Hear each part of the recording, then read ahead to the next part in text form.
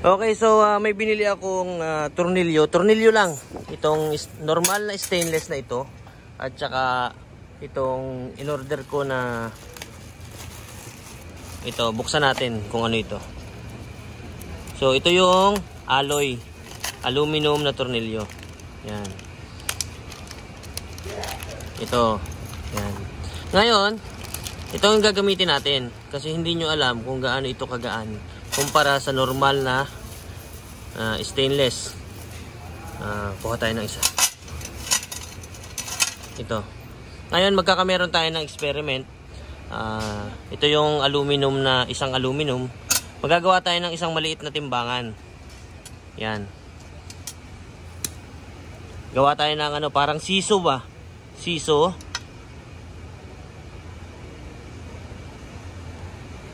Para makita natin kung sino yung mas mabigat.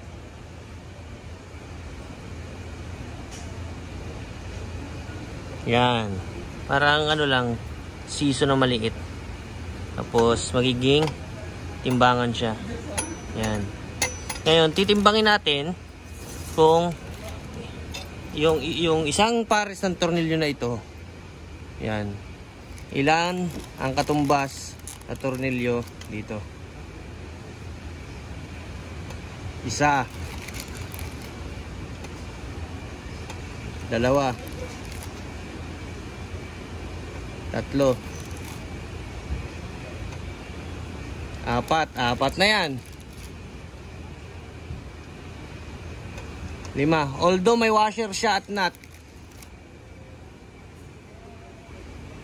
Diba? Ngayon, try natin. Kung hindi kayo naniniwala, try natin baligtarin. Uunahin natin ito para makita natin. Ilalagay na natin tong lahat ng tornilyo na to.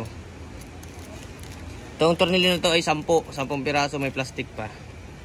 Tingnan natin kung kayang paangatin nito. Oy, hindi din. Ngayon bawas tayo dito ng isa. Dalawa. O kaya ang gawin natin is i-balance na natin. I-balance na natin siya. Mas mabigat, 8. Ulit. Mas mabigat yung 8. Gawin nating 6.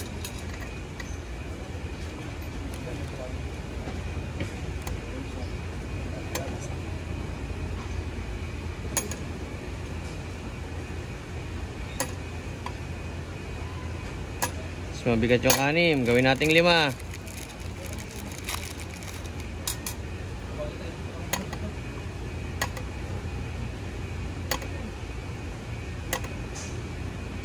Oh, yung 5 tornilyo.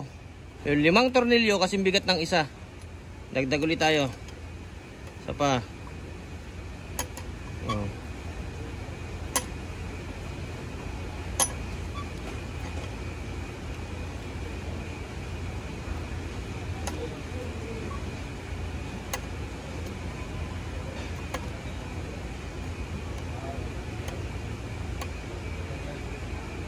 Yan, halos bumalance na siya sa 6.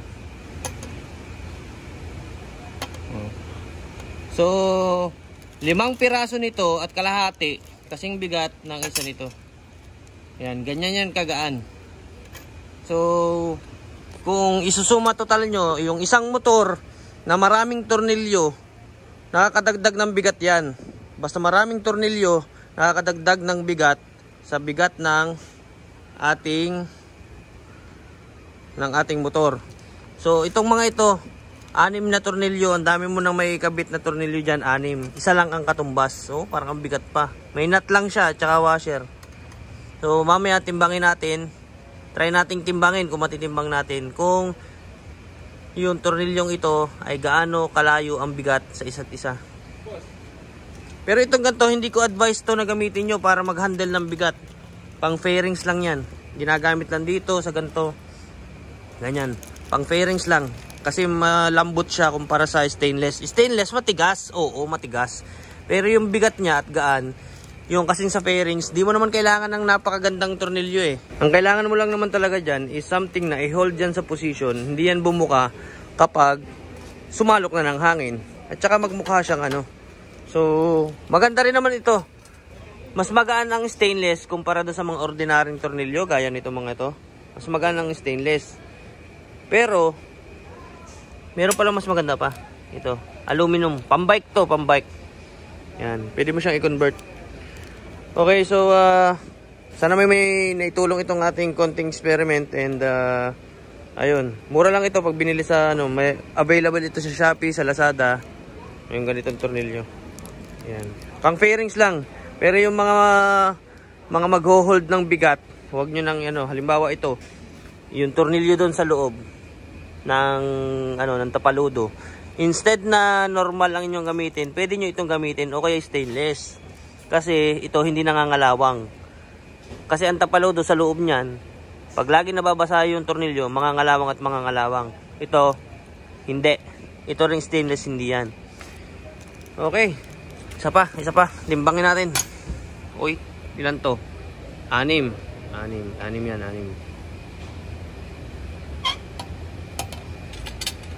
yan. Oh, na-balance na siya eh. Wala kasi tayong magandang timbangan, kaya hanggang lang eh. Hanggang siso-siso lang eh. Oh, yan, di ba? So, ibig sabihin, mabigat to ng konti.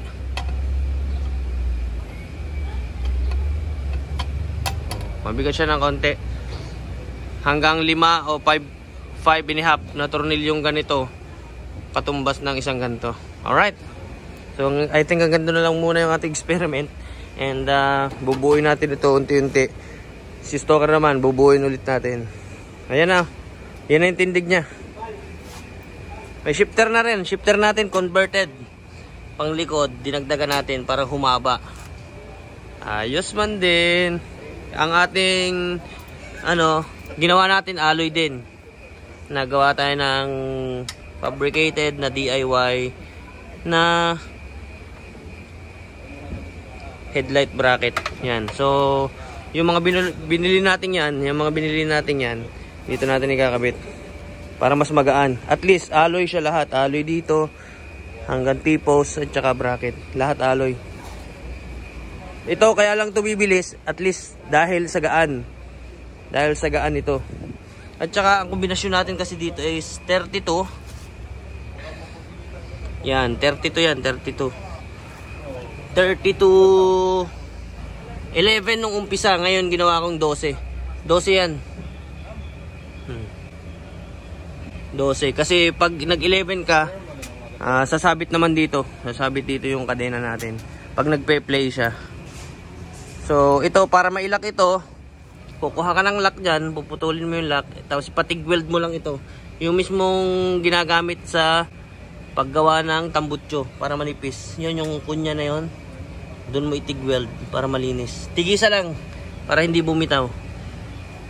Okay, so for the meantime, ganito na muna yung ating and yun, sana may natutunan kayo. Alright, bye-bye.